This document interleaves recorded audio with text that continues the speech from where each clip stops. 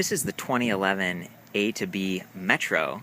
It's a bike that's actually no longer made, but wanted to review it in case people out there are looking at used bikes, because this is a really popular one, really eye-catching.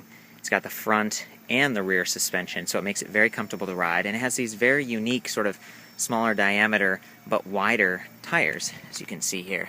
This bike is really solid. It's smooth when you're going over the bumps, in part because of the shocks, in part because of the tires, but also the seat is really soft. And it's nice. You've kind of got that upright feel. The reason it's called A2B is because it sort of has two batteries, and you can switch from A to B. So here is the A battery. It actually goes into the down tube there.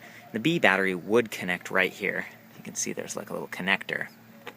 So the specs are 36 volt battery right here with a 500 watt motor, and you can see that thing is just really massive. So you get a lot of torque, and it really drives up to speed very quickly.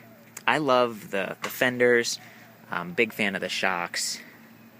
You've got 7 gears here that are easy to switch, and a twist throttle. There's no pedal assist on this bike, but the pedaling works well enough, and the kickstand is awesome. You've got that huge sort of oversized motorcycle style kickstand. You'll notice that there's a really long chain, and that's in part because you've got kind of got this extra reach for this rear shock. So they've put it really far out so that you've got plenty of up and down room, and they've lifted the chain right there so that it doesn't catch on things as you're driving over.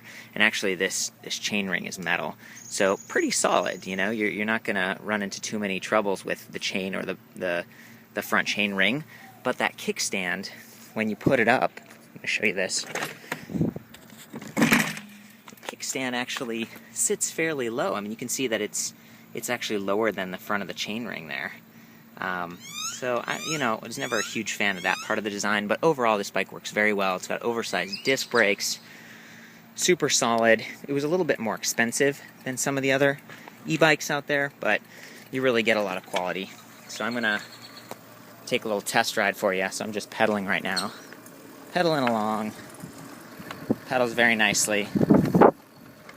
There we go. You can see here's the throttle.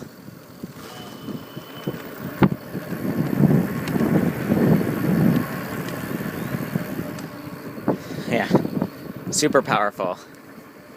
Fun to ride. I'm going to go up this hill now. Try to show you how that works.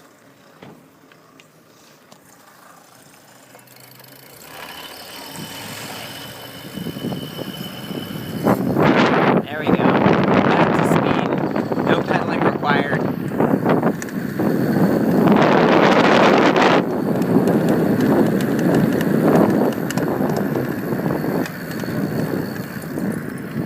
There it is. Whew. Nice. So there you have it. It's the A2B Metro, a bike that's no longer made. One of the biggest downsides to this version, the 2011, was, and before, was the key. You can see it's sort of mounted in the middle of the mid-step design, and so as you're getting on and off the bike, you could potentially kick that, and then you've got kind of repair on your hands. Just not a lot of fun. In the newer models, they've moved it up to the handlebars, and then they've actually got a display, so this one doesn't really have an LCD display or any feedback mechanisms like that.